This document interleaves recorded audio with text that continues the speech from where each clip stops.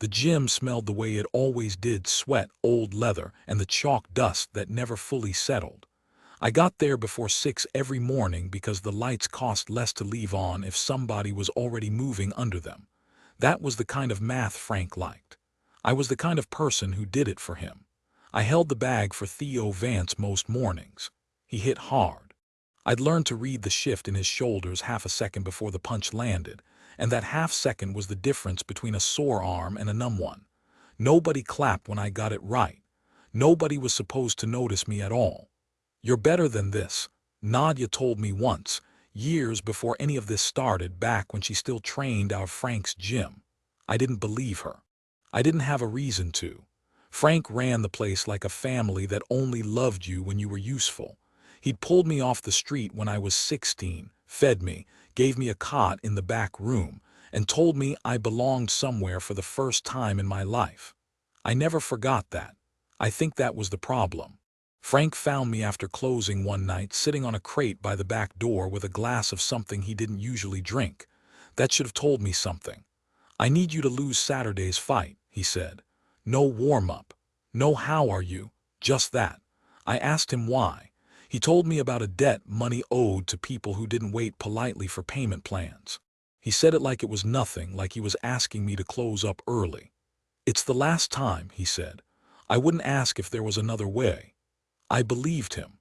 That was the part that still made me angry, even after everything. Not that I lost the fight, but that I believed him. Saturday night, I went down in the second round against a fighter I could have beaten with one hand tied. I made it look clean. I made it look like an accident. It didn't stay clean for long. By Monday, Frank was telling anyone who'd listen that I'd thrown the fight for money, my decision, nothing to do with him.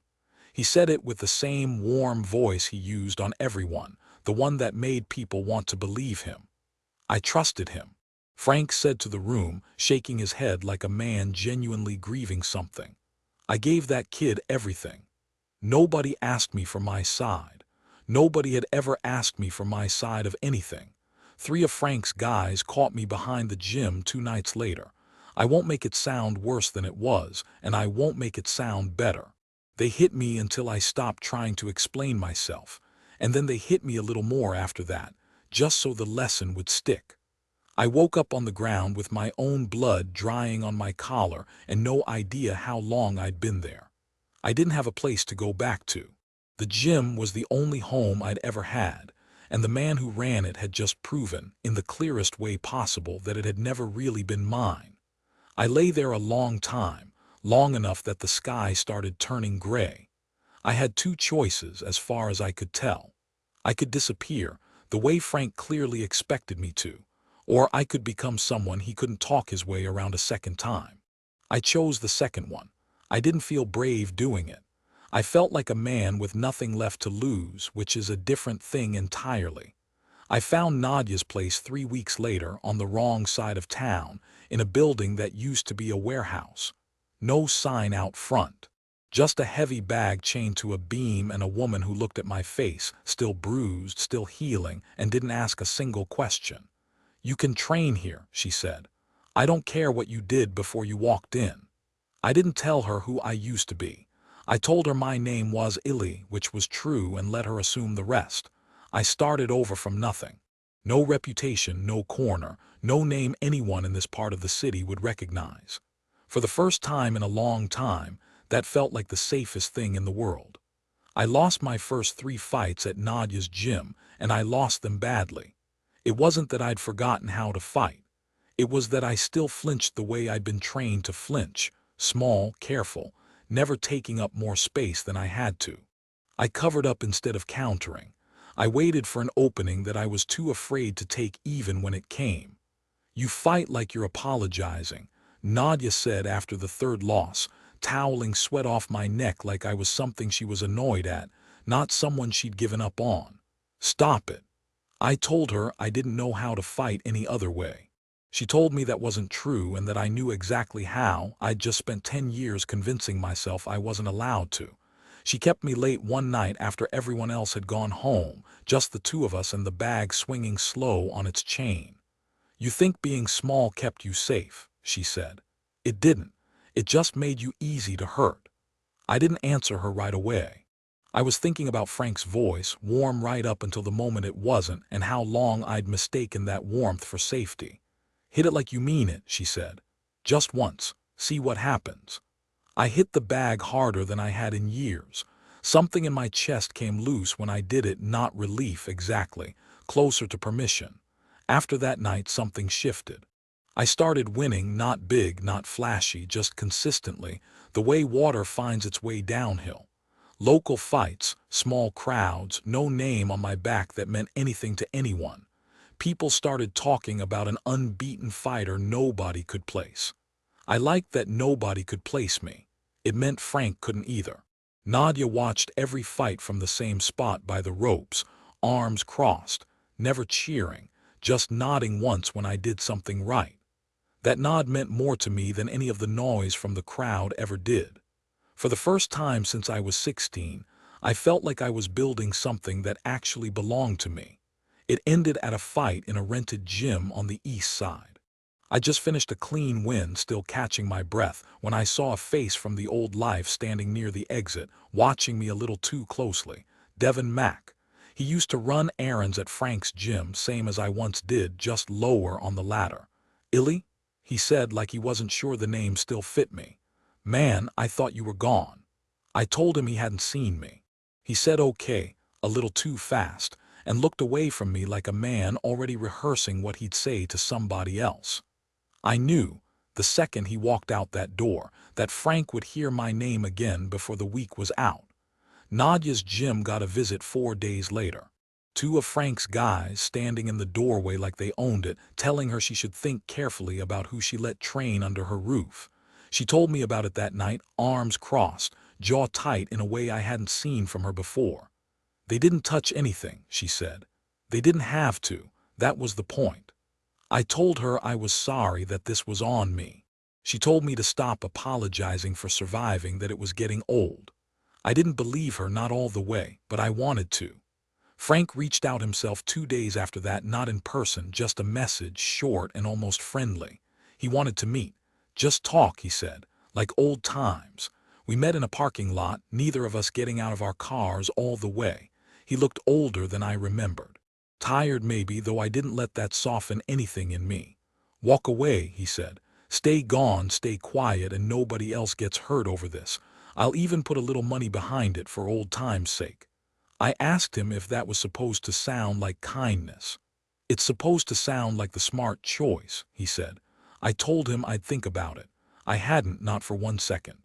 I just wanted him to believe one more time that I was still the kid who did what he was told. I should have known better than to think a no would be the end of it.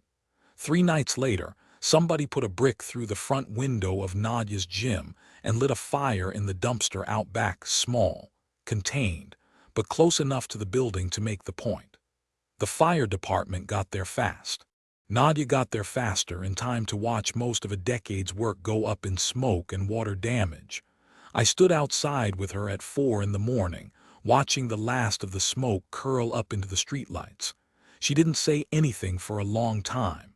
This isn't your fault, she said finally, before I could say it myself.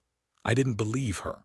I think some part of me wanted to find Frank that night and finish this the way he understood things being finished, with my hands, with no more words between us.